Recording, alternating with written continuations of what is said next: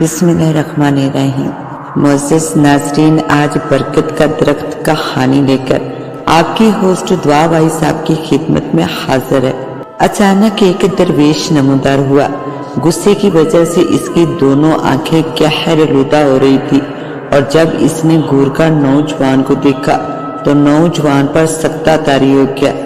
خرامہ خرامہ دل و دماغ پر لرزہ طاری کرتی حقیقت پر منفی حیرت انگیز کہانی۔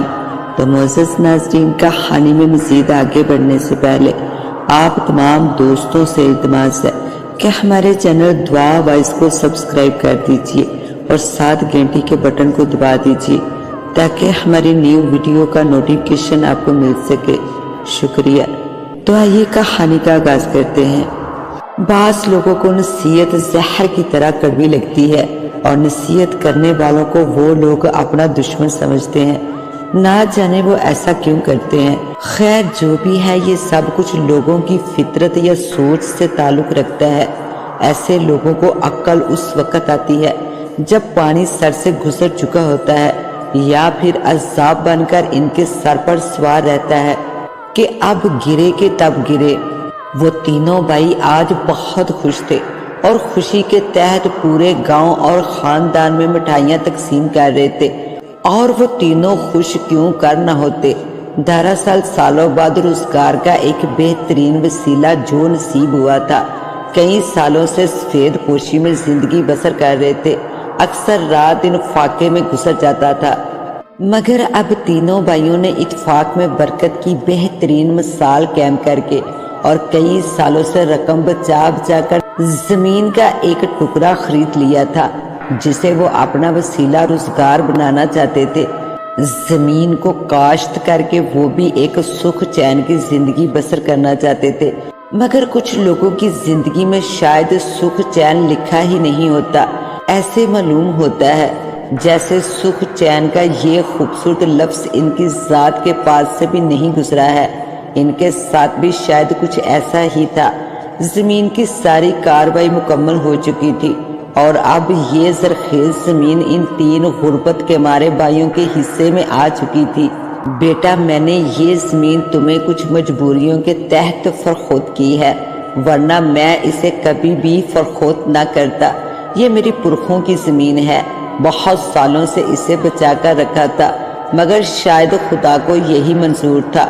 بوڑھے ارشاد نے اپنا رومال کندھے پر ڈالتے ہوئے کہا، مگر میرے بچوں، ایک بات ذہن میں رکھنا، وہ جو برکت کا درخت تم دیکھ رہے ہو، اسے کبھی کچھ مت کہنا۔ بوڑھے نے ہاتھ کی انگلی سے گنے درخت کی طرف اشارہ کرتے ہوئے کہا، مگر کیوں دادا جان؟ نوجوان عادل نے حیرت سے کہا، بس بیٹا کیا بتاؤں، میرے ابا جی کہا کرتے تھے کہ اس درخت پر کسی ندیدہ ہستی کا بسیرا ہے، یہ درخت اس ہستی کا مسکن ہے۔ بوڑھے نے عادل کی آنکھوں میں دیکھتے ہوئے جواب دیا، ایسا کچھ نہیں ہوتا بابا جی، یہ سب فضول کی باتیں ہیں، بلکہ ایسی باتیں جاہل اور نا سمجھ لوگ کرتے ہیں۔ اب کی بار عارف نے مسکراتے ہوئے جواب دیا، بیٹا یہ سب تو میں نہیں جانتا، تم لوگوں کو بتانا میرا فرض تھا، آگے تمہاری مرضی۔ بوڑھے نے آستگی سے جواب دیا، چلو اچھا اب میں چلتا ہوں، شام ہونے کو ہے۔ بوڑھا کہتے ہوئے وہاں سے چلا گیا، اور وہ تینوں خاموشی سے سامنے لگے برکت کے درخت کو بغور گورنے لگے۔ اگلی صبح تینوں جوش اور جذبے کے ساتھ اپنی زمین پر پہنچے۔ وہ فصل اگانا چاہ رہے تھے، اور فصل کے لیے گندم کا موسم سازگار تھا۔ سردیوں کی شروعات تھی، اور وہ اپنے مکمل سامان کے ساتھ صبح سویرے پہنچ گئے۔ زمین مکمل طور پر زرخیز اور ہموار معلوم ہوتی تھی۔ تینوں کے چہروں پر خوشی کی ایک لہر تھی کہ یکدم عارف کی نظر سامنے کھڑے برکت کے درخت پر پڑی، جو کہ اپنی بہار دکھلا رہا تھا اور ساتھ ہی خوفناک بھی لگ رہا تھا۔ اس برکت کے درخت نے فضول میں ہی کتنی جگہ گھیری ہوئی ہے عادل بھائی؟ عارف نے درخت کی طرف دیکھتے ہوئے کہا، زرخیز زمین کے درمیان لگا ہوا ہے یہ درخت، ایسا لگتا ہے جیسے چاند میں داغ ہو۔ عارف نے کریت امیز انداز میں کہا، ہاں یار یہ تو تم نے ٹھیک کہا، بالکل داغ کی طرح معلوم ہوتا ہے، جی تو چاہتا ہے جڑ سے اکھاڑ پھینکوں۔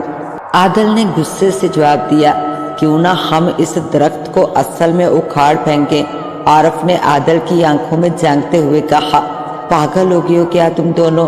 अब की बार हाफिज ने डरते हुए जवाब दिया, क्यों पागल की क्या बात है इसमें? यह हमारी जमीन है, हम जो मर्जी करें यहाँ पर। आरिफ ने लापरवाही से कहा, और वैसे भी हमें इसको रखने का कितनी रकात का स्वाब मिलेगा? ये कोई फल वगैरह तो देता नहीं है जो इसको अपनी जमीन पर सजा कर रखे। पागल मत बनो आरिफ, याद करो कल अरशाद दादा ने क्या कहा था, ये दरख्त एक पुरअसरार नदीदा हस्ती का मस्कन है, हम क्यों कर इसको उखाड़ फेंकें? और रही बात फायदा देने की, तो अगर ये हमें कोई फायदा नहीं दे रहा तो हमें कोई नुकसान भी तो नहीं दे रहा है ना। हाफिज ने अच्छा बड़ा लेक्चर दे डाला।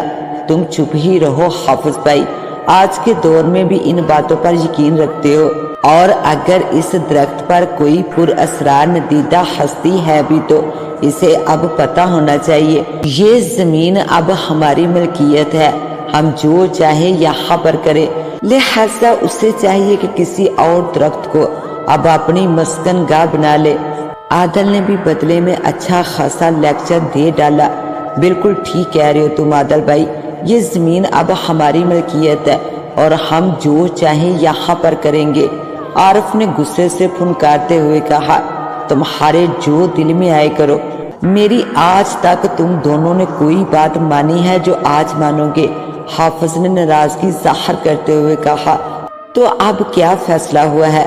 आरिफ ने इसकी तरफ देखते हुए कहा, मेरा तो यही मशवरा है कि उस वक्त ही यहाँ हल चलाया जाए जब ये दरख्त यहाँ से कट जाए। आदल ने जवाब दिया, और मेरा भी। आरिफ ने तायीद की। चलो ठीक है, जैसे तुम दोनों की मर्जी, मगर मैं तुमको बता रहा हूँ कुछ गड़बड़ जरूर होगी। हाफिज ने इन्हें बताते हुए कहा, अच्छा ठीक है, जो होगा देखा जाएगा। अब हम देखते हैं जाकर उस पुरअसरार हस्ती के मस्कन को। आरिफ अब तुम जाओ और 2-4 आदमियों को लेकर आओ, हम तीनों के बस का ये काम नहीं लगता। आदल ने चलते हुए आरिफ भाई से कहा, ठीक है आदल, मैं जाता हूँ और 1-आधा घंटे तक वापस आऊंगा। आरिफ ये कहते हुए वहां से चला गया और फिर दोनों भाई दरख्त की तरफ बढ़ गए। और फिर पौने घंटे बाद आरिफ अपने साथ 2-3 लकड़हारों को ले आया। चलो फिर शुरू करें काम, आरिफ ने आदल की तरफ देखते हुए कहा।